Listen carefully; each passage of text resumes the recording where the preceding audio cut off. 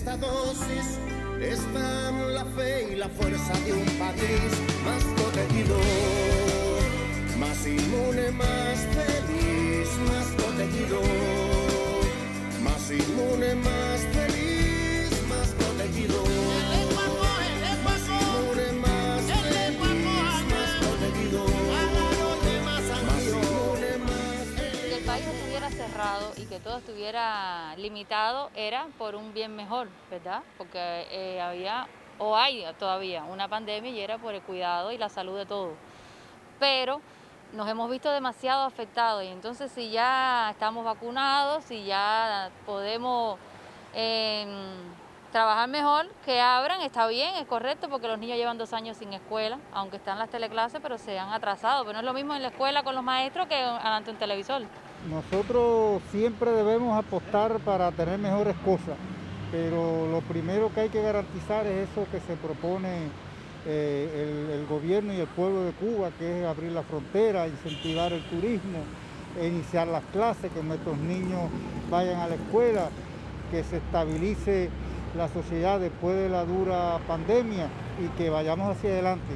Lo que hay que trabajar es seguir con los esfuerzos y seguir las labores del país y la constancia del trabajo y no perder el ritmo a la vida y seguir para adelante. Y todo se va a lograr, todo va a fluir y todo. Yo espero que sí. Tengo fe en Cuba sobre todo. Para mí la mejor manera de ayudar a Cuba es trabajar, acompañar a todas estas vías que están apareciendo para desde el punto de vista económico beneficiarnos, para el punto de vista económico buscar alternativas, para beneficiar también a nuestra familia. Creo que la vía para ayudar al país es ir acompañándolo, también desde la crítica, también desde ir corrigiendo lo que pudiera estar mal y trabajar. Creo que trabajar es el camino, no es otro. Todos conocemos los cubanos que el turismo es importante para este país porque es una fuente que mayormente este país recibe. La divisa que es libremente convertible, que nos necesitamos para la economía, para mejorar la economía del país y para mejorar todas las cosas que necesitamos. El turista tiene la cultura de dejar la propina, de la ayuda, entonces sirve de ayuda también para la economía de la casa, incluso incentiva al trabajador a esforzarse más, a dar un mejor servicio, ya con una mejor calidad, ya, y que el lugar siga con el nombre que tiene, porque esto es un lugar con un nombre ya reconocido hasta mundialmente. Eso representa ingresos para nuestro país, para vivir la mejora para nuestra sociedad como personas. Nos abrimos una vez más al mundo y que puedan venir y visitarnos personas de otros países y ver nuestra realidad tal como la vivimos el cubano de día a día. Sí, me preocuparía retroceder porque no solamente como persona, sino que el país retroceda en cuestión de esta parte higiénica. No sería lo mejor, lo más perfecto en estos momentos, pero sí que se reabra, pero cumpliendo con todas las medidas establecidas por el gobierno y por todas las autoridades de la salud. Sería bueno eso y que se le dejara así a cada visitante que viniera a nuestro país, que se cumpla y que se le exija con las medidas higiénico-sanitarias. Cuba necesita vida, ¿sabes? Necesita ese movimiento de personas que existía antes de los extranjeros, que los mismos extranjeros venían a los cubanos y preguntaban ese intercambio de palabras, de cultura, ¿sabes? Eso quiero que vuelva a pasar, ¿no? Como te dije, hace 2 años que eso no se vive. Y todo el mundo lo extraña. A ver, no solo el turismo, sino la apertura de todos los centros nocturnos, ¿sabes? Que los artistas vuelvan a trabajar. Ahora ya empezamos a trabajar, pero poco a poco, con distanciamiento. Y creo que en un futuro todo volverá a ser como antes. Hoy la empresa estatal socialista tiene posibilidades que antes del ordenamiento no las tenía.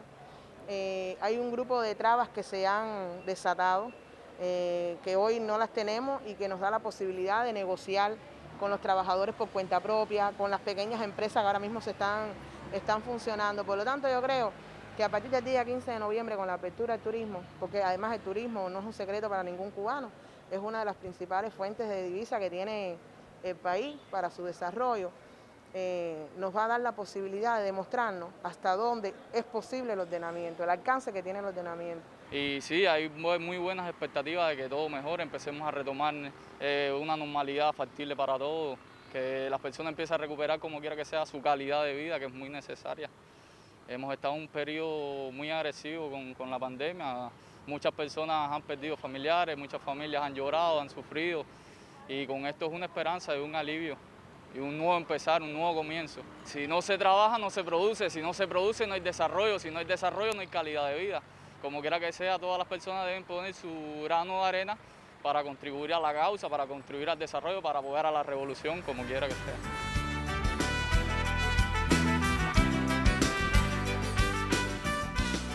Un saludo y un abrazo para todos nuestros compatriotas. Yo creo que hemos estado apreciando un grupo de opiniones, diversidad de criterios, que van relacionando todo un grupo de temas alrededor de la problemática de que el país vaya entrando en la nueva normalidad. Y precisamente sobre estos temas, sobre sus interrelaciones, sobre el consenso que se va construyendo alrededor de esta situación, es que queremos hablar en la tarde de hoy. Tenemos que partir que hemos vivido 2 años de cierre, de restricciones, en los cuales hemos estado ante situaciones y momentos muy duros y donde también hemos tenido que lamentar pérdidas dolorosas. Pero nos vamos levantando. Estamos en un momento en que realmente vamos controlando la pandemia y nos va abriendo perspectivas de cómo el país puede retomar su curso, su ritmo, su estabilidad. Como explicábamos al inicio del enfrentamiento a la pandemia, en la arrancada de la misma, esta iba a ser una carrera de fondo. Y yo recuerdo que en aquellos momentos dimos con luz de detalle todo un grupo de situaciones que pronosticábamos que se iban a vivir. Era también una carrera de resistencia. Si hubiéramos sido un pueblo débil, nos hubiéramos rendido, pero realmente en Cuba no hay espacio para la rendición. Con un pueblo como el de Cuba no hay rendición posible y yo creo que por ese espíritu, por ese esfuerzo, por ese compromiso compartido, es que hoy podemos hablar de resultados, hoy podemos hacer un alto para hablar de recuento, también para homenajear y también para reconocer.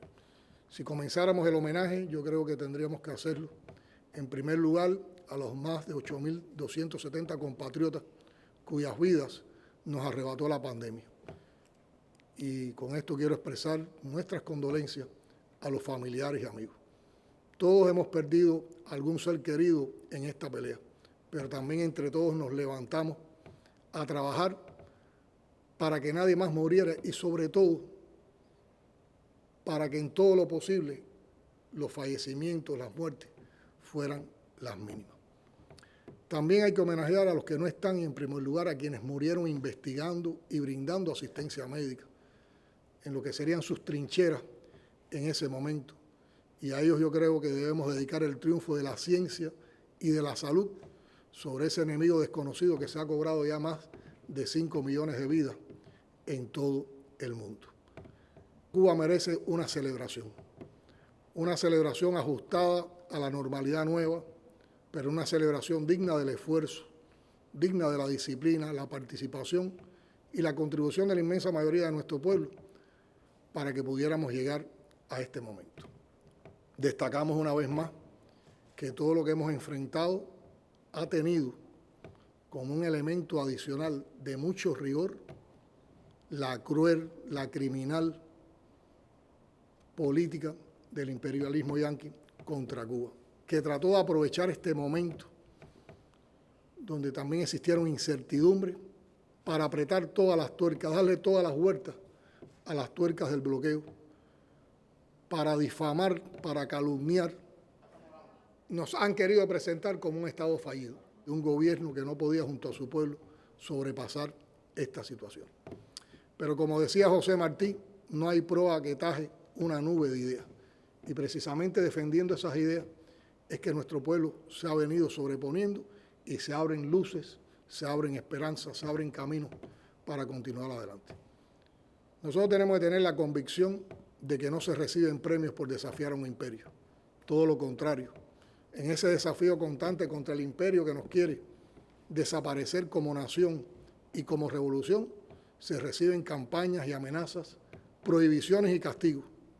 Y en estas condiciones hemos recibido más, un bloqueo totalmente recrudecido. Es por eso que estamos, y solo lo menciono una vez más, dando estas ideas, en que está, independientemente de que el bloqueo persista, estamos obligados a saltar por encima de él con nuestras propias fuerzas. Y por eso siempre estamos haciendo el llamado a sobrepasarlo con nuestros esfuerzos, con nuestro talento, con el talento que hay en el pueblo. Ninguno de nosotros sabe más que todos nosotros juntos. Y por eso, con esas propias fuerzas, nosotros podemos lograr conquistas y podemos atenuar en mucho las dificultades que nos ocasiona el bloqueo. Esa sería la manera de defender la patria. La patria es lo que nuestros padres nos dejaron como herencia. Y esa no es una herencia material, no es una herencia de riqueza, es una herencia sobre todo de compromiso. Es una herencia que nos obliga a juntos escalar montañas. Y yo creo que en un momento como este podemos declarar que estamos llegando a uno de los picos de esas montañas y que por lo tanto también este es un tiempo de cosecha a partir de lo que hemos sembrado con ese esfuerzo, con esas realizaciones, con ese empeño. Estamos a disposición para comentar estos temas, para hablar sobre estos temas, para reflexionar sobre esos temas y contamos con la presencia de un grupo de periodistas que nos han estado acompañando en todos estos meses de arduo trabajo en la gestión de gobierno, también desde la gestión y la labor partidista, enfrentando esas situaciones. Por lo tanto, los convoco a que comiencen las preguntas. A ver, Angélica. Mis saludos, presidente, y por supuesto, gracias por la oportunidad. Mi pregunta tiene que ver específicamente con algo que usted ha dicho. ¿Se puede afirmar que en estos momentos hay un control de la epidemia en Cuba? Y, por otra parte, ¿qué garantías tenemos los cubanos de que no tengamos que enfrentar otros picos pandémicos tan duros como los que hemos vivido en estos últimos meses? Es una pregunta muy interesante porque la respuesta a la misma nos va a llevar a definir los resultados que hemos logrado con todo ese empeño que hemos descrito y, por otra parte, la manera en que tenemos que comportarnos y la manera en que tenemos que afrontar. Vamos primero a hablar de los resultados que son los que nos pueden llevar a la afirmación de que sí tenemos control con la pandemia. Y después vamos a reflexionar sobre un grupo de situaciones que nos dan como sentido que la pandemia no ha finalizado. Por lo tanto, nosotros tenemos que saber, controlando la pandemia, convivir con esa pandemia que existe. Me voy a apoyar en algunos datos y en algunas gráficas que forman parte del tablero de control con el que trabajamos, en el que nos auxiliamos diariamente para poder desarrollar la gestión en nuestro trabajo. Por ejemplo, aquí tenemos una primera gráfica que representa desde el primer día de marzo los casos positivos que fueron mostrándose por día y está actualizado hasta el día de ayer. Recuerden que empezamos con un nivel de incidencia muy bajo que nos demostraba que en la misma medida que íbamos aprendiendo de la pandemia, éramos capaces de controlar la pandemia a partir de todo el perfeccionamiento que se hizo y la actualización en nuestros protocolos. Y ya habíamos empezado a introducir algunos medicamentos biotecnológicos muy novedosos. Cuando arribamos a finales de año y principios de enero, que ya teníamos un control de la pandemia, abrimos las fronteras. En aquel momento fue el primer momento que aspiramos en llegar, en entrar en la nueva normalidad. Y tuvimos en ese momento un flujo, sobre todo de cubanos residentes en el exterior o de cubanos que estaban de visita en el exterior, que venían de países en los cuales había muchos niveles de transmisión. Y por otra parte, empezaron a llegar también un grupo de turistas. La magnitud de los ingresos de personas al país en esos momentos no nos permitía ubicarlos a todos en centros de aislamiento porque sobrepasaba la capacidad de nuestros centros de aislamiento y tuvieron que ir a la cuarentena domiciliaria. Y hay que reconocer críticamente que no siempre se cumplieron todas las medidas que habíamos establecido, no fue efectivo ese ingreso domiciliario y ahí empezó a manifestarse una transmisión que era totalmente diferente a la que existíamos en otros momentos. Sobre todo porque en ese momento empiezan a entrar cepas mucho más agresivas a nuestro país, como es la conocida cepa Delta. Y fíjense que todo este comportamiento comenzó a incrementarse hasta un punto tal que en los meses de julio, agosto, septiembre, alcanzó niveles muy altos, casi nos acercamos a los 10.000 casos diarios. En esta etapa se estaban investigando las vacunas. En esa etapa le habíamos pedido a nuestros científicos que necesitábamos soberanía con las vacunas y ellos estaban en las etapas de investigación y en las etapas de ensayos clínicos.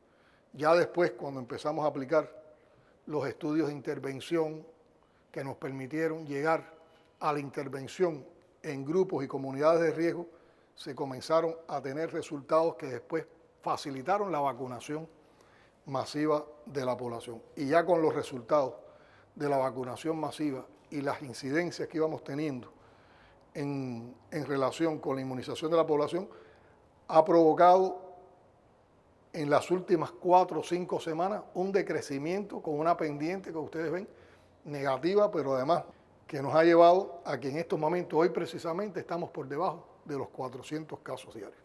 Por lo tanto, estamos casi que regresando a los niveles que había en enero de este año. Por lo tanto, este es un dato o esta es una historia de lo que ha ocurrido en la pandemia en cuanto a casos diarios que nos demuestra que hemos estado controlando la enfermedad. Fíjense, de este pico pandémico que tuvimos en tiempo prolongado a los niveles estables de disminución de casos que estamos teniendo. Vamos a pasar a otra lámina. Bueno, aquí estamos también representando el número de casos que hemos tenido por mes. Enero, que fue cuando empezó a manifestarse un determinado comportamiento diferente, fue creciendo, los picos de julio, agosto, septiembre, y ya en octubre, como parte del resultado de la vacunación, empezamos a disminuir, pero miren cómo vamos en noviembre. Noviembre, donde ya casi vamos a alcanzar la mitad del mes, está muy por debajo de la mitad de lo que teníamos en enero a inicio del año. Por lo tanto, es otra manera también de representar ese control que vamos teniendo por la pandemia. De igual manera, han ido disminuyendo las muertes. Esta es la misma tabla anterior, pero con relación a las muertes que se produjeron por meses. En la misma relación con que se incrementaron los casos por meses, se incrementaron los fallecimientos por meses. Por lo tanto, también en julio, agosto, septiembre, existieron picos de fallecimientos. Disminuyeron en octubre, ya cuando empieza a tener efecto la vacunación masiva. Y miren, en noviembre creo que vamos por 31 fallecimientos en los días que han transcurrido, también acercándose a la cifra de enero de ese año. Pasamos a otra diapositiva. Este es un modelo, digamos, primario. Este es un modelo que me hice yo mismo, ya cuando comenzamos a trabajar la etapa de decrecimiento. Es un modelo muy simple, pero lo voy utilizando. La curva en azul más claro da lo que pronostica el modelo y las barras es el comportamiento de casos que hemos tenido diarios. Y como ven, el modelo ha sido bastante exacto. Claro, se ha ido ajustando en la misma medida que le vamos añadiendo los datos y las correlaciones de lo que va pasando. Pero es un modelo muy simple que yo utilizo solo para mi trabajo personal cada día, pero que plantea que ha existido una tendencia al decrecimiento de los casos. Hay modelos que son los que trabajamos con más rigor, desarrollados por la Universidad de La Habana, la Facultad de Matemáticas de la Universidad de La Habana, que es el modelo que tomamos en cuenta todos los martes cuando nos reunimos para evaluar desde el punto de vista científico todas las problemáticas en el enfrentamiento a la COVID que describen esto en una situación mejor y con más rigor científico, pero también lo que muestran es este decrecimiento y más o menos estamos en los mismos órdenes de casos por día, lo que demuestra que estamos en el control de la pandemia. Y vamos a una tabla donde yo quiero, además, para demostrar lo que hemos logrado, una comparación en algunos indicadores de nuestro país con lo que ha ocurrido en el mundo y con lo que ha ocurrido en la región de las Américas. Bueno, en primer lugar, hoy los casos activos en el mundo están en un 7,47% de todos los casos que ha tenido el mundo. En el área de las Américas es un 10,89%.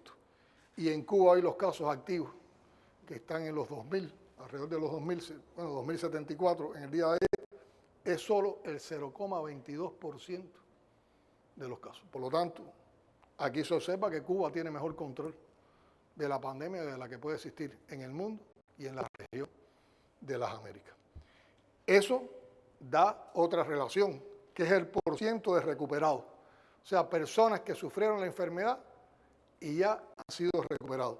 Sería la diferencia entre los casos positivos que existieron, los fallecimientos y los activos que quedan. Miren, Cuba presenta un 98, casi un 99% de casos recuperados de la enfermedad. Las Américas un 86,66 y el mundo un 90,5. O sea, hay una diferencia porcentual notable que demuestra la eficiencia de los resultados que vamos obteniendo. Y un tercer indicador es la letalidad, o sea, los fallecimientos en relación con los casos positivos que hemos tenido. En el mundo la letalidad se comporta al 2,01%, en el área de las Américas al 2,44%, en Cuba la letalidad en estos momentos es de 0,86 y está disminuyendo en estos días. Esto significa que en las mismas condiciones en que se ha enfrentado a la pandemia, en el caso de Cuba con todas las problemáticas que hemos descrito y sobre todo la influencia del bloqueo y nuestras carencias, si nosotros no hubiéramos logrado control de la enfermedad con las medidas aplicadas y con los resultados de nuestras vacunas y de nuestros protocolos, hoy podríamos decir, si nos guiamos por lo que está pasando en el mundo, en las Américas, que nosotros hubiéramos tenido una letalidad de 2 a 3 veces mayor que la que hemos tenido. O dicho de otra forma, hemos logrado disminuir la letalidad que nos correspondía por el comportamiento de la pandemia con relación a lo que sucede en el mundo en 2 o 3 veces. Y yo creo que esos son resultados que realmente reconocen la labor que se ha realizado por parte del sistema de salud, por parte de nuestros científicos y también con la cooperación y la participación de todo nuestro pueblo. Ahora, independientemente de estos resultados, estamos desafiados a convivir con la enfermedad. La COVID-19 no va a desaparecer. No hay pronóstico, no hay indicios científicos que garanticen que va a desaparecer. Nosotros durante casi 2 años nos hemos preparado, tenemos aprendizaje. Se ha consolidado un método cubano basado en ciencia e innovación que nos ha permitido llegar hasta aquí, que aprovechó las potencialidades que tenía el Comité de Innovación y el Sistema de Ciencia e Innovación del Ministerio de Salud Pública, junto con el de BioCuba Pharma, y también creando interconexiones entre ese sistema de innovación, el sector productivo de bienes y servicios y el resto de otras entidades que también participan como parte del sector del conocimiento, como han sido las universidades que se han vinculado a esto. Y con todo eso hemos logrado una gestión de ciencia e innovación para enfrentar la COVID. Ustedes han estado al tanto de semana por semana, todos los martes, tenemos un encuentro con los científicos y siempre en esos encuentros aparecen nuevas luces, aparecen nuevas perspectivas, se hacen balances y análisis de los resultados que van teniendo y nos proponemos nuevos elementos. Yo creo que ha existido además una integralidad en ese trabajo de la ciencia en la atención a estas problemáticas, porque fíjense, en el transcurso de todo este tiempo, ese sistema de gestión de innovación primero estuvo centrado en aprender de la enfermedad y en establecer las secuencias más robustas posibles en los protocolos de atención a los pacientes. Pero también estuvimos trabajando para evitar y cortar la transmisión. Hemos también tenido que enfocarnos a los diferentes pasos que han llevado al desarrollo de las vacunas. También se han incluido los estudios para mejorar la calidad de vida de los que han sido convalecientes.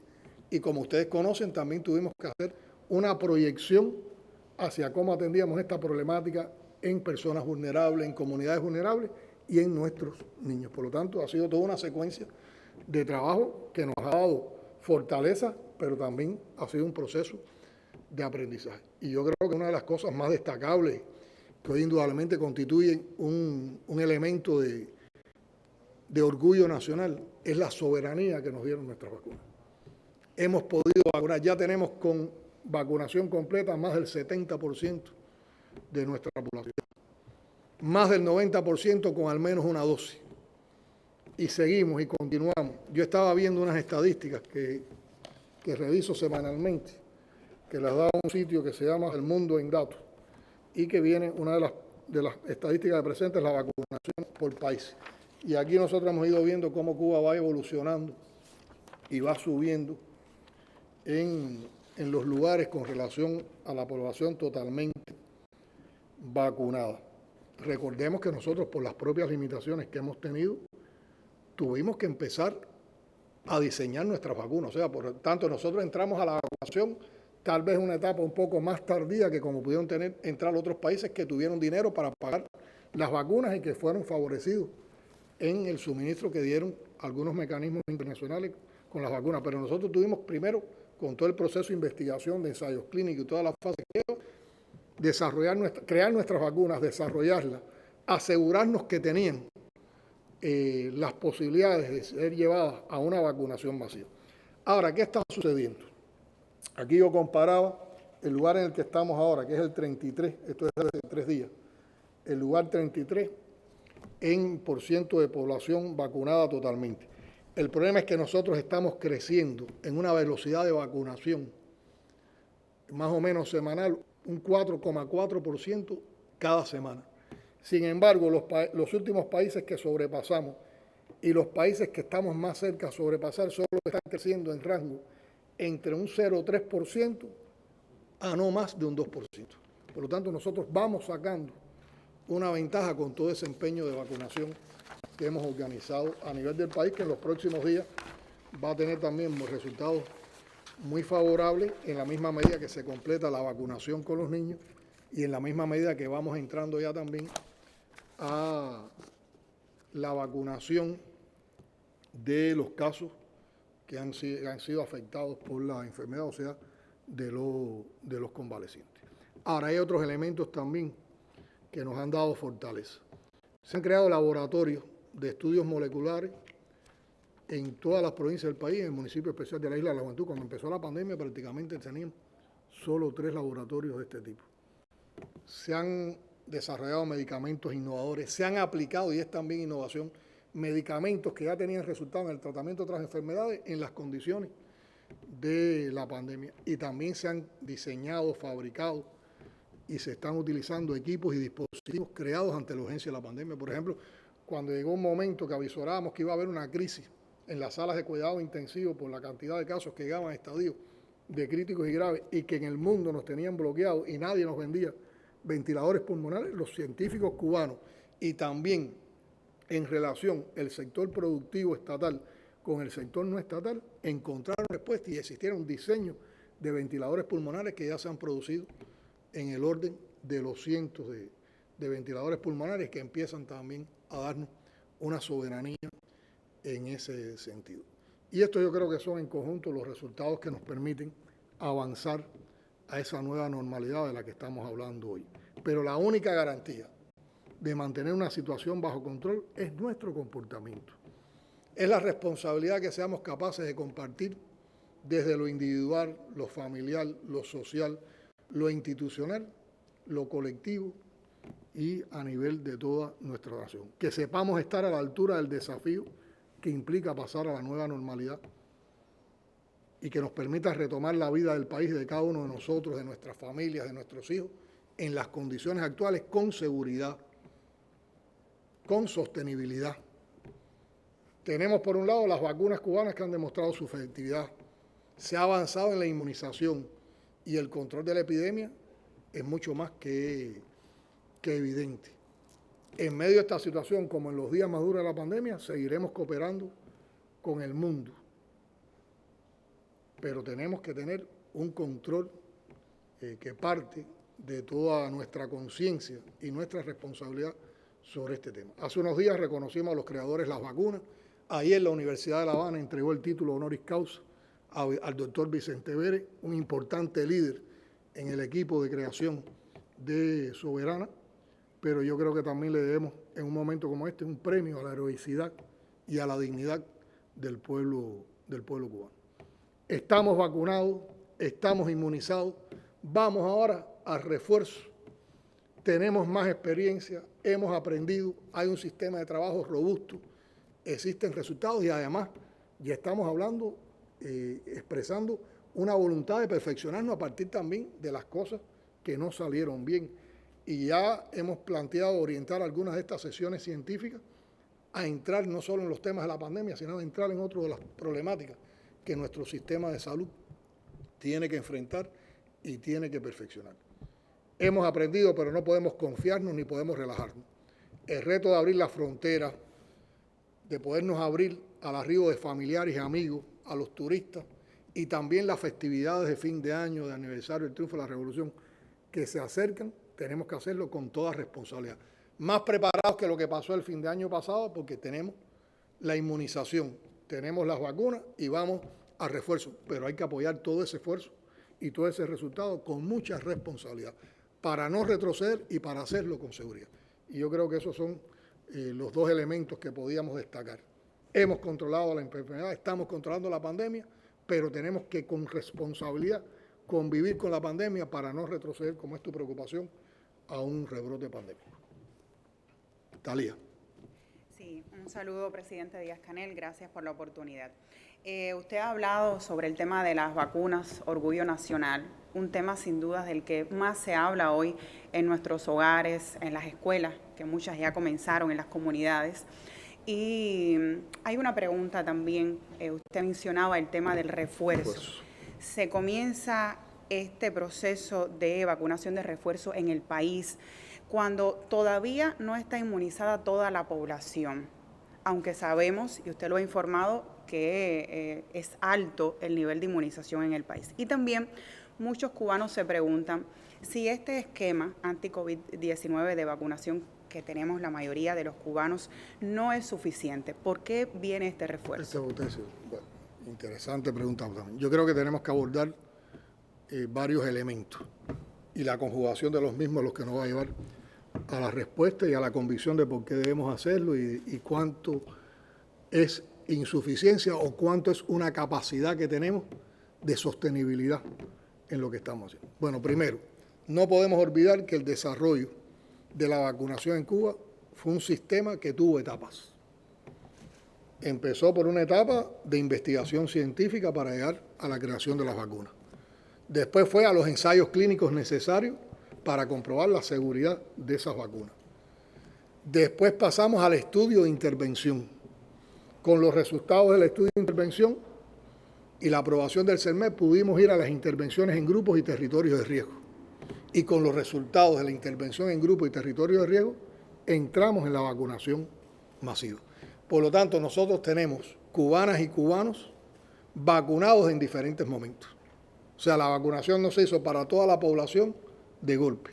Por lo tanto, hay personas que ya llevan más de 4 o 5 meses vacunados, tal vez algunos lleguen a 6 meses y otros están en estadios más cercanos a este tiempo, han recibido una o dos dosis y todavía no han completado en este momento. Por lo tanto, eso nos da en el tiempo una distribución de vacunación que no ha sido uniforme. O sea, tenemos personas con más tiempo de vacunado y otras con menos tiempo de vacunado. ¿Qué tendencias hay en el mundo de la investigación científica en estos momentos? Bueno, varios países con la aparición de cepas más agresivas han realizado estudios que determinan que es importante dosis de refuerzo para que sus vacunas, estoy refiriéndome a vacunas de otros países, porque las nuestras actuaron y vacunamos a la gente en presencia de cepas muy agresivas y han tenido efectividad con esas cepas, están probadas.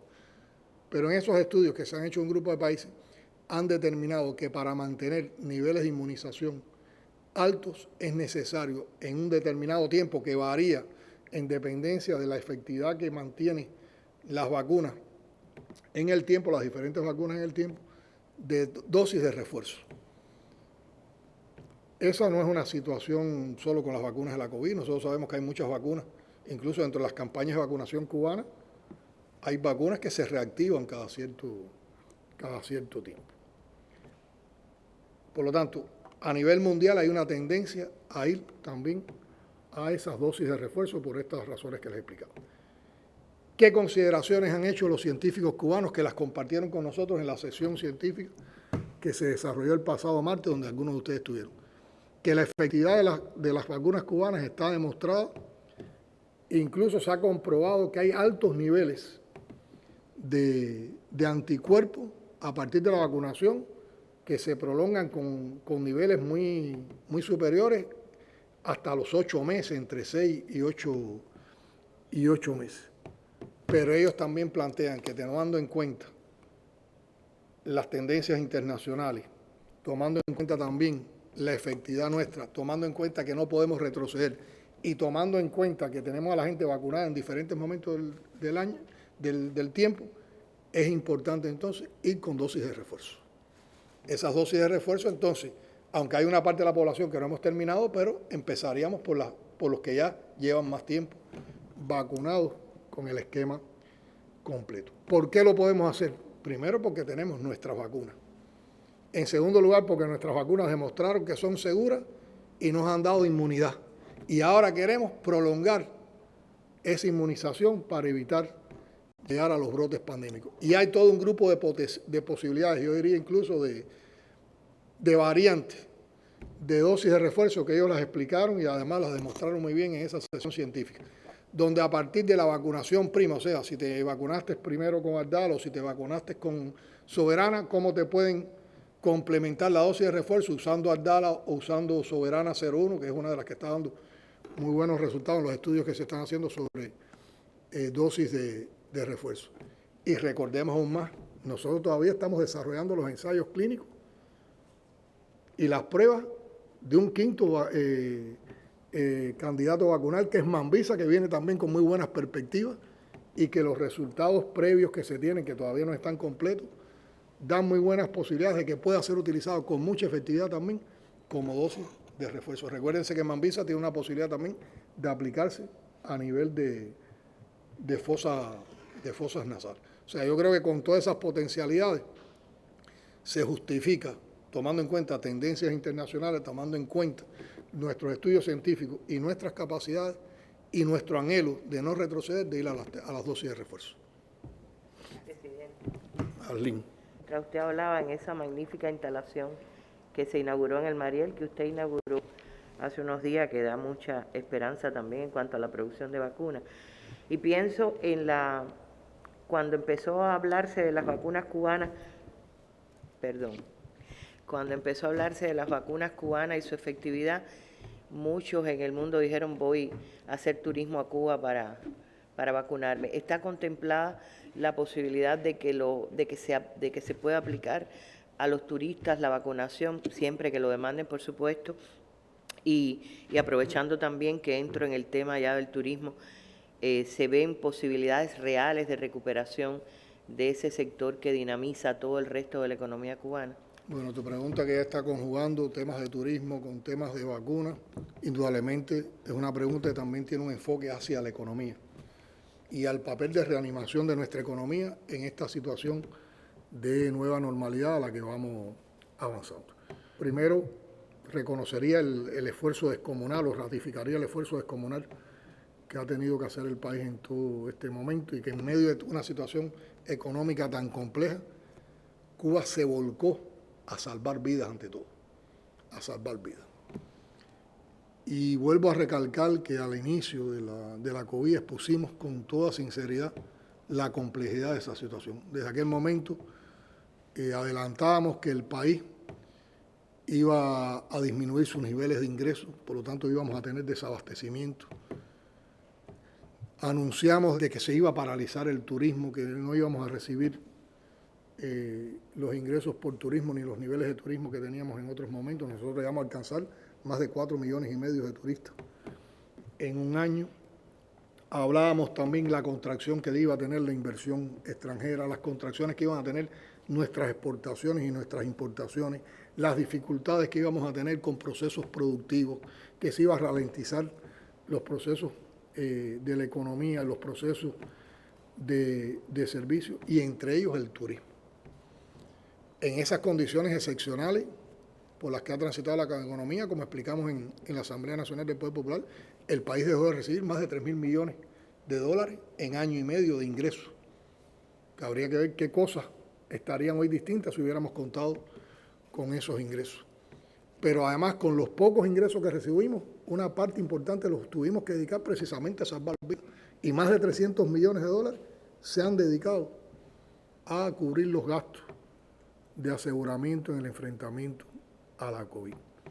En medio de eso, hemos expresado toda la voluntad para seguir proponiendo acciones que complementen la estrategia económica y social que se diseñó precisamente para enfrentar la crisis económica que está a nivel, que es multidimensional, multifactorial y está a nivel global.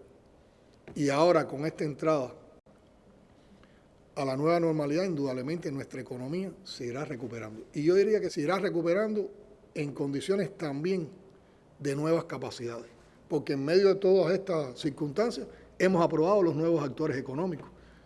Está fluyendo, yo diría, con un buen ritmo la aprobación de las nuevas formas de gestión, tanto en lo estatal como en lo no estatal, y por lo tanto, indudablemente, ese entramado de formas de gestión estatales con formas de gestión no estatales, yo diría que en un tiempo más cercano que tarde, irá también dando una dinámica en la oferta de servicios, en la oferta de bienes a nuestra población. Pero en esta recuperación económica, indudablemente, y es por eso que es tan importante tu pregunta, el turismo juega un papel fundamental en esa recuperación, porque el turismo también habla el resto de la economía, ese concepto de locomotora de la economía, que además ahora tendrá más potencialidades porque encadenará más formas de gestión, tanto estatales como formas de gestión no estatales.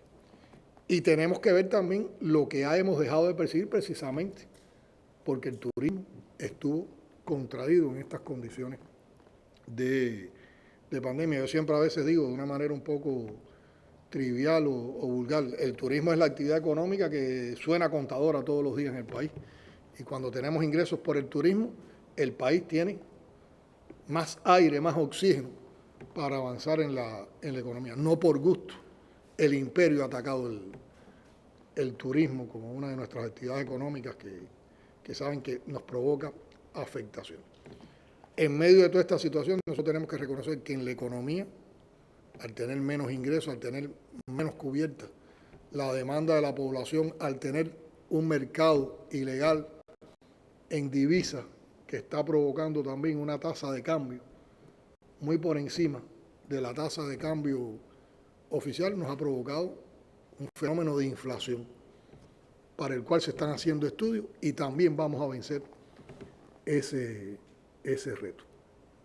Entonces, en estas condiciones de la nueva normalidad y con toda la preparación que se ha hecho, estamos esperando que haya un mayor arribo de turistas que incluso lo que habíamos pronosticado inicialmente en medio de esta situación.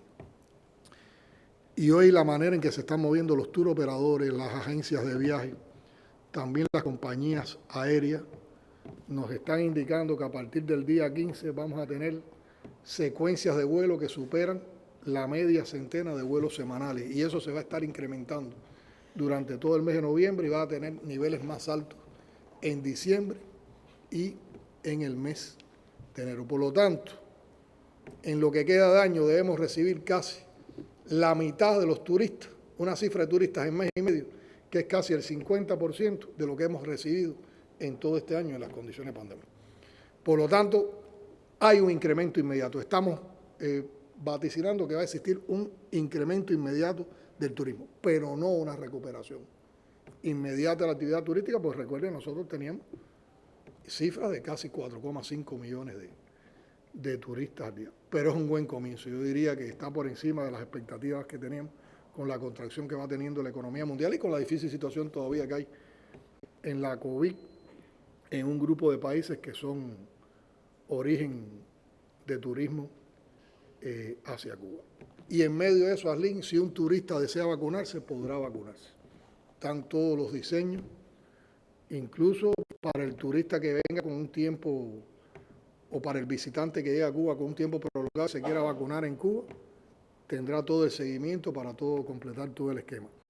Para los que no pueden completar el esquema porque están por el tiempo que llevan en Cuba y por los intervalos que van de una dosis a la otra, se le aplica su primera dosis y las dosis restantes las llevan ellos con todas las indicaciones, con todo el método y con toda la posibilidad de su seguimiento. De hecho, ya nos han anunciado que hay grupos turistas que vienen precisamente con el objetivo, además de pasar una estancia en Cuba, vacunarse y poder aprovechar la seguridad que da las vacunas cubanas.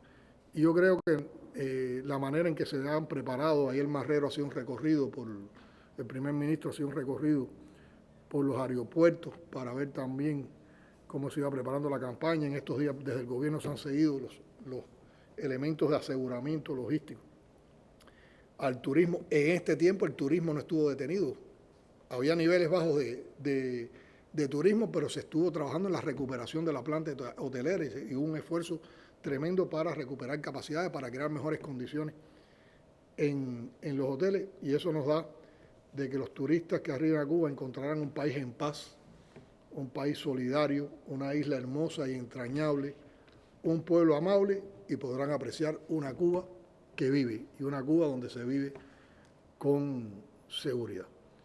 Estos temas en que hemos estado relacionando economía, turismo, vacunas, en condiciones de COVID y en condiciones de nueva normalidad, les anuncio que van a ser tratados de una manera más profunda, más detallada.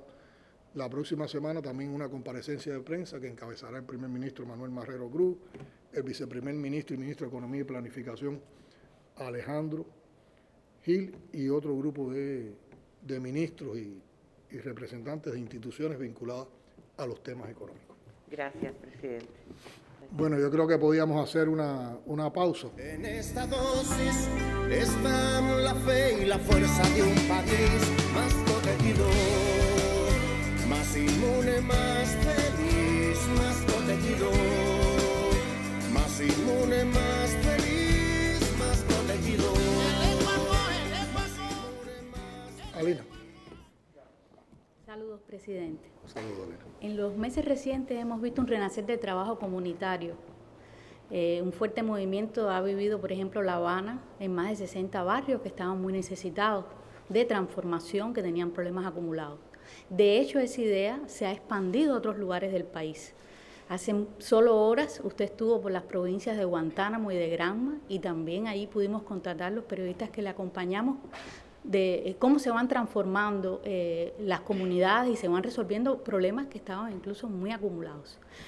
Usted dijo allá en Oriente que hay que hacer estas transformaciones sostenibles y sistemáticas, y que incluso este trabajo con los barrios más necesitados, incluso en algún momento yo creo que es una transformación que abarcaría todas las comunidades del país, llegó para quedarse. Ahora bien, ¿cómo lograr desde su punto de vista esa sostenibilidad y esa sistematicidad? El origen de tu pregunta indica hacia dónde tenemos que ir. Yo sé que hay insatisfacciones en el trabajo, han existido momentos de alza y de menos intensidad en el trabajo de los barrios, pero yo creo que cada vez que vayamos a abordar la problemática de los barrios, no podemos desconocer y dejar de reconocer que en medio de todos los momentos han existido líderes de proyectos comunitarios que sí se han mantenido estables y que han sido nichos de experiencia y de trabajo con relación a los barrios. Y lo digo porque eso fue lo que yo sentí en uno de los primeros encuentros que tuvimos con representantes de sectores sociales que fueron con los líderes de proyectos comunitarios, que fue en San Isidro, y de ahí aprendimos mucho para toda esta labor que hemos estado tratando de intensificar y de propiciar. Y yo creo que la sostenibilidad de ese trabajo estará en la misma medida en que nos vayamos afianzando en todo un grupo de conceptos que estamos defendiendo con este trabajo en los barrios. Primero estamos defendiendo el concepto del poder popular, del ejercicio del poder popular como parte de nuestro sistema político en la construcción socialista, que pasa porque existan momentos en que los ciudadanos puedan debatir, puedan plantear sus preocupaciones, sus aspiraciones, sus motivaciones y puedan proponer soluciones. Que exista también un momento en el cual se puedan entonces implementar esas propuestas y que exista también un tercer momento mediante el cual hay rendición de cuentas y hay control popular sobre lo que se hace. Y si eso lo vemos desde cómo está todo organizado a nivel de nuestro sistema político, hay que decirle que ahí hay que darle un papel fundamental a los delegados del poder popular, que son representantes del pueblo, porque entonces el pueblo participaría directamente y también indirectamente a través de la gestión del delegado, a través de la gestión de las comisiones y a través de la gestión de las asambleas municipales del Poder Popular. Por lo tanto, los vecinos están teniendo la capacidad de decir, dentro de tantos problemas que no podemos resolver todos a la misma vez, de definir prioridades. Eso que plantean los vecinos los representa su delegado en la Asamblea Municipal. La Asamblea Municipal, a partir de las posibilidades de recursos que tiene, aprueba cuáles prioridades se van a trabajar, eso regresa al barrio, la gente van trabajando y así van perfeccionando, van haciendo control popular y vamos retroalimentando los resultados. Si lo hacemos de esa manera, hay sostenibilidad y pasa por entonces ese concepto de poder popular bien apoyado en elementos de democracia y de participación popular, que convierte a los beneficiarios, que son los vecinos, en protagonistas del cambio y de la transformación que van teniendo en el barrio. Por otra parte, como necesitaba un impulso, porque también la pandemia nos paralizó procesos como estos del trabajo en los barrios, hemos pedido que las instituciones públicas, las instituciones estatales, las empresas en cada territorio y los organismos de la Administración Central del Estado, en el caso particular de La Habana, participen en todo este proceso.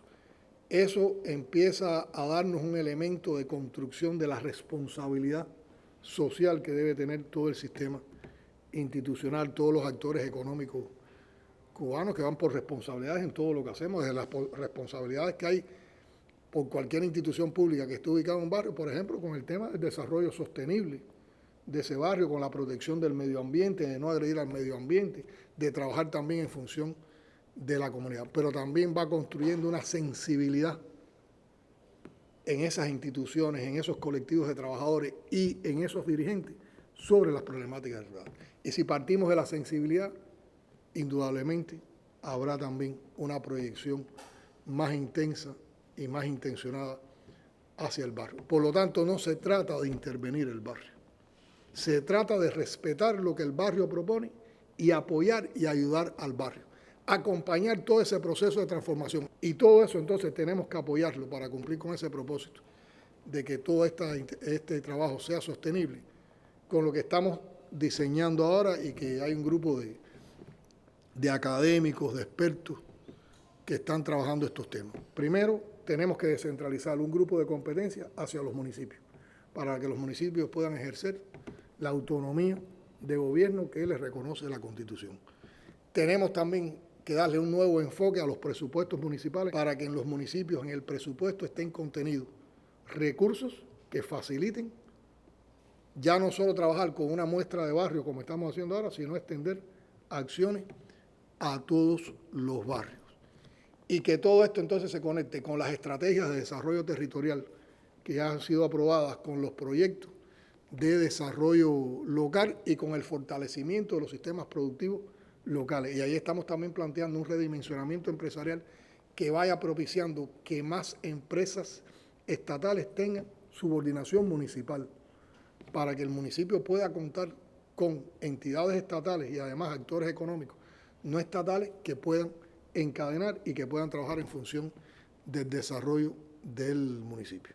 Y yo creo que todo esto lo podemos englobar también en que la práctica política con que tenemos que trabajar en los barrios es la de hacer política, con los conceptos de hacer política en la revolución, con lo que definía Jara a partir de la experiencia del pensamiento martiano y del comandante en jefe, que es una combinación de ideología, ciencia, ética en la práctica política. Y por eso yo creo que el trabajo en los barrios llegó para quedarse, no solo llegó para quedarse, sino que tenemos que lograr que sea sostenible, articulando todos estos elementos y con la convicción de que aunque hay muchos problemas que no los podemos resolver todos de golpe, sí todos los días le iremos arrancando pedazos a cada uno de esos problemas.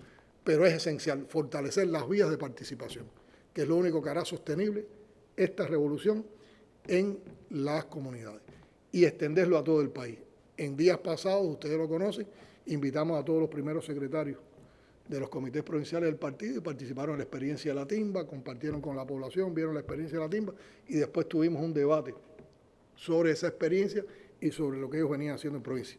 Ahora en este mes ya estamos encabezando visitas a provincias como las que iniciamos ayer por Guantánamo y Granma, donde uno de los elementos que estamos apreciando es cómo se está trabajando entonces en los barrios. Hay que decir que ya en las provincias también tenemos participación en los barrios, lo vimos ayer en Cecilia, en Guantánamo, y en Pedro Pompa, en Bayamo. Vemos también el espíritu que se crea entre los vecinos, los niveles de participación, y es muy importante, ayer lo compartía con esos vecinos, el control popular.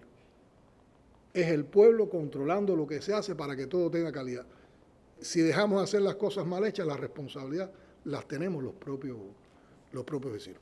Por lo tanto, yo creo que es afianzar experiencias que ya están dentro de la revolución, es convertir excepciones en reglas, y yo creo que es también una atención más directa, más intencionada hacia las personas que están en desventaja, hacia los que tienen algún tipo de vulnerabilidad, y eso demuestra que la fuerza de la revolución está en los barrios.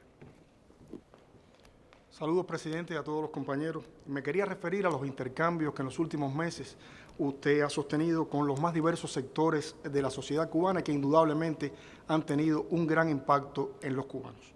¿Se va a mantener en el tiempo esta práctica? ¿Se ha diseñado algún tipo de sistema de trabajo que permita recoger que las opiniones y criterios que emanan de estos eventos no se conviertan en una letra muerta? Tenemos que decir que han sido muy provechosos. Lo primero es reconocer que han sido muy provechosos esos intercambios recientes con diferentes sectores de nuestra sociedad, pero quiero acotar que no es algo nuevo.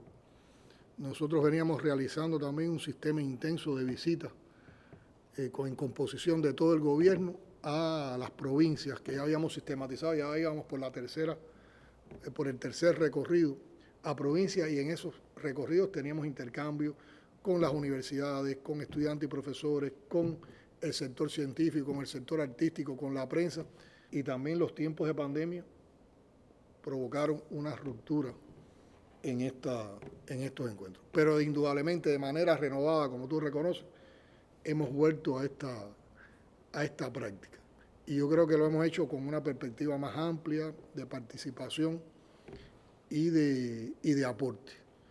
Y en pocos meses hemos tenido encuentros con representantes de los economistas, los juristas, los empresarios, los periodistas, las federadas, militares, trabajadores por cuenta propia, artistas, jóvenes, líderes comunitarios y religiosos, campesinos, científicos, deportistas, y también con personas de la comunidad LGBTIQ+. Y todos han sido muy reveladores y de mucho compromiso. Tenemos todo documentado, y tanto el partido, la dirección del partido, como el gobierno, esto constantemente actualizado de lo que va saliendo en cada uno de esos encuentros. Y en los propios espacios del sistema de trabajo vamos controlando cómo se van dando respuestas a los planteamientos de estos encuentros. Por lo tanto, ya eso está en sistema de trabajo, que era una parte de tu pregunta. Y yo creo que ya es evidente que muchas de las cosas que se han planteado las hemos empezado a implementar. Por ejemplo, las transformaciones que hicimos en algunos de los planteamientos del ordenamiento que estaban relacionados con la producción agropecuaria, y el perfeccionamiento que hicimos con las 63 medidas para potenciar y estimular la producción y la comercialización de alimentos, tiene que ver con los aportes que tuvimos en 2 encuentros con productores agropecuarios. Los juristas abordaron 2 temas fundamentales: cómo mejorar nuestro proceso de creación normativa y cómo trabajar profundizar en el tema de la asesoría jurídica. Hemos ya introducido cambios en el proceso de creación normativa. Muchos de los principios que ellos plantearon los hemos incorporado en el proceso para llegar al Código de las Familias. Fíjense que fue una versión, la 22, la versión del 22 del Código de las Familias, sin ser todavía un anteproyecto, sin ser todavía el documento final que se iba a presentar a la Asamblea Nacional antes de llegar a su aprobación y a la consulta popular. Se empezó a circular con mucho tiempo para recoger opinión de la población. Por lo tanto, de esa versión 22 ya hay nuevas versiones que incorporan esos elementos que forman parte de la creación normativa, y es el documento que será llevado como un anteproyecto a aprobación de la Asamblea Nacional del Poder Popular para después continuar con ese proceso. El encuentro con la comunidad LGBTIQ+ nos dio, a partir de sus historias de vida, mucho conocimiento y mucho reconocimiento de temas que tenemos que abordar desde otro punto de vista social, que tienen que ser contenidos también de políticas sociales, incluso algunos elementos contenidos también para su tratamiento en el Código de la Familia. El encuentro con los académicos de la Academia de Ciencias de Cuba de inmediato tomó como un acuerdo que todos los meses íbamos a tener encuentros con la Academia de Ciencias de Cuba como un órgano consultor que pueda aportarnos mucho en diversos temas que tiene el país, y ya de hecho el próximo lunes tenemos nuevamente un encuentro. O sea que todo esto va teniendo un seguimiento y realmente no va a caer en letra muerta. Y hay que reconocer el aporte que han tenido estos sectores. Por ejemplo, el encuentro con los estudiantes universitarios que participaron en importantes tareas durante la COVID nos dio elementos de deficiencias que teníamos en los sistemas de salud, pero ellos propusieron incluso proyectos, por ejemplo, un proyecto de informatización de la CUJAI para mejorar la gestión de las inversiones en una institución de salud, y todo eso con permanencia lo estamos y con sistematicidad se está siguiendo. Saludos, presidente. Wilmer. Mi pregunta, mi comentario está enfocado un poco hacia los desafíos y el futuro de la nación y de la revolución cubana. Están los que piensan por estos días que el próximo 15 de noviembre, es decir, creará una situación difícil en el país. Es decir, viendo hacia el futuro, viendo el país, como decía al inicio, hacia los desafíos y hacia el futuro. Quisiera su opinión sobre este comentario, desde su posición como primer secretario del partido, como presidente de la República, pero también como cubano, como un hombre que conoce, que ha recorrido, que sabe, que viene desde la base, que conoce digamos, el país en el que vivimos. Bueno, Wilmer, yo creo que también, primero uno observa que hay toda una intención mediática y que trasciende lo mediático, es parte de una estrategia imperial por tratar de destruir a la revolución. Y se han estado tratando de construir sucesos por fecha. Trataron de probar el 11 de julio, ahora proponen hacer provocaciones alrededor del 15 de noviembre, han levantado toda una aureola mediática para que el mundo espere qué va a pasar en Cuba el 15 de noviembre. Y yo creo que a nosotros ni eso nos quita el sueño, estamos tranquilos, seguros, pero atentos y alertas, y además estamos preparados para defender la revolución, para enfrentar cualquier acción injerencista contra nuestro país, sobre todo contra lo que atente contra la paz, la tranquilidad ciudadana y nuestro orden constitucional. Pero más que eso, vamos a centrarnos entonces en el futuro. Yo creo que el futuro lo tenemos que ver desde el presente. Y desde este propio presente que ahora vamos a vivir con el regreso a la normalidad. El hecho de que por los resultados que vamos teniendo en el enfrentamiento a la COVID, por las vacunas, por todo lo que hemos explicado, nos permita retomar la vida económica y social de las cubanas y los cubanos, permita que se empiece a reanimar la economía, que abramos las puertas al turismo, que se inicie el curso escolar con todo su entusiasmo, toda su alegría y todo su colorido. Hay que ver ayer los niños en Guantánamo, como nos decían, lo deseosos que estaban por regresar a la escuela. Hoy estamos inaugurando la Bienal de La Habana como un importante evento cultural que también nos los quisieron masacrar, por explicarlo de alguna manera. El hecho de que en medio de toda esta situación pudimos poner en marcha una instalación biotecnológica de alta tecnología, como es el Centro 6GB Mariel, que recientemente en compañía del General de Ejército y del Primer Ministro pudimos inaugurar con capital 100% cubano. Los esfuerzos ya que se están haciendo en la preparación de la zafra azucarera, los esfuerzos también que se están haciendo en la implementación de las medidas que hemos aprobado para la autonomía empresarial, para el perfeccionamiento empresarial, los esfuerzos en la aplicación de las medidas para mejorar la producción de alimentos y la comercialización de los alimentos, la aplicación de un sistema de gestión de gobierno basado en ciencia e innovación que ya con las experiencias del enfrentamiento a la COVID se va trasladando como experiencia a otros ámbitos, y ya en todos los organismos vamos teniendo expresiones de ese sistema de gestión, Hemos llevado ese sistema de gestión a actividades fundamentales como el tema energético en el país, la producción de alimentos en diferentes temas.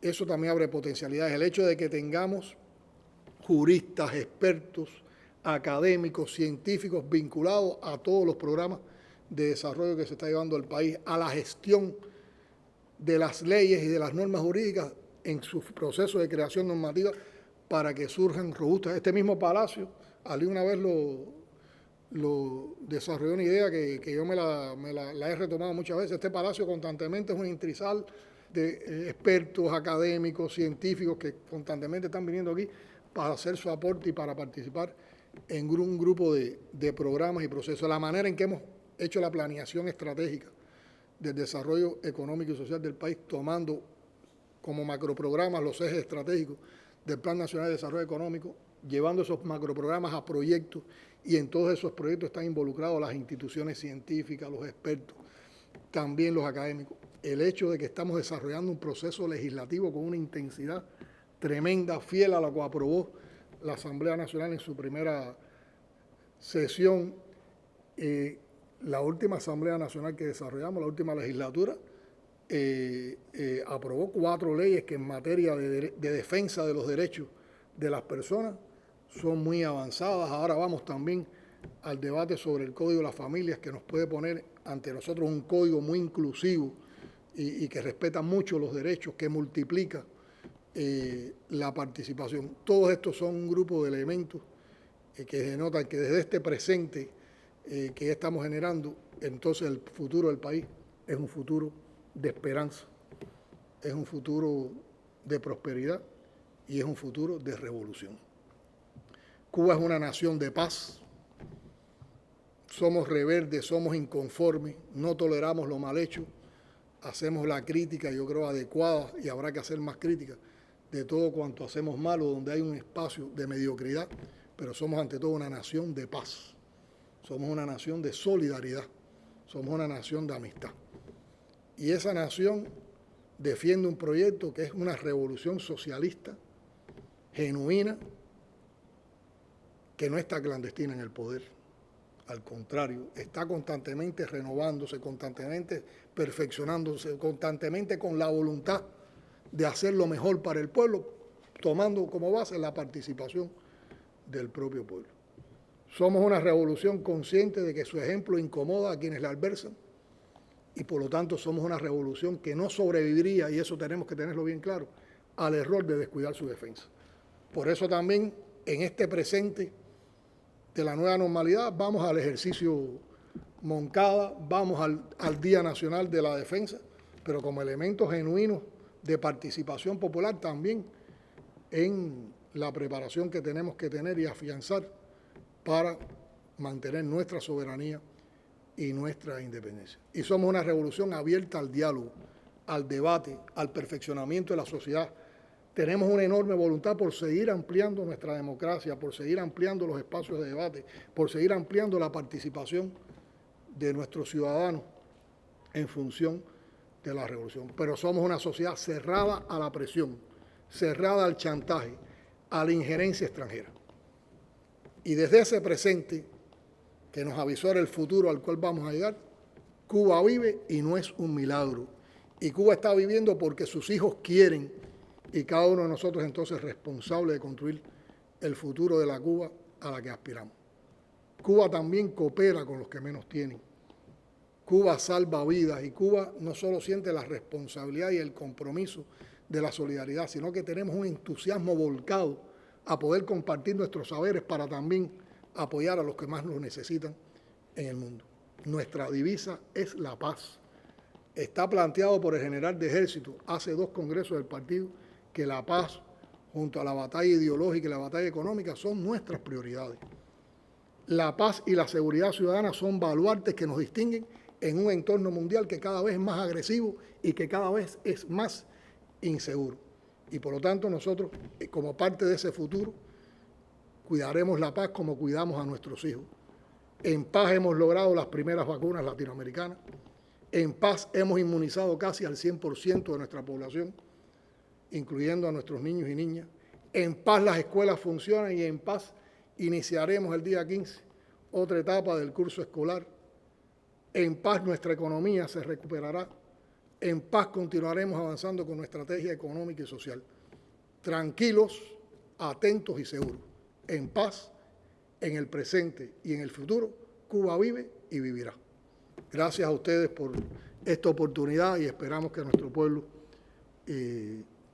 pueda también después plantear sus inquietudes, sus preocupaciones o sus expresiones también con relación, sus criterios con relación a los temas que hoy hemos abordado en esta comparecencia. Gracias a la televisión por facilitarnos este encuentro y gracias a nuestros periodistas. Imagínate un momento.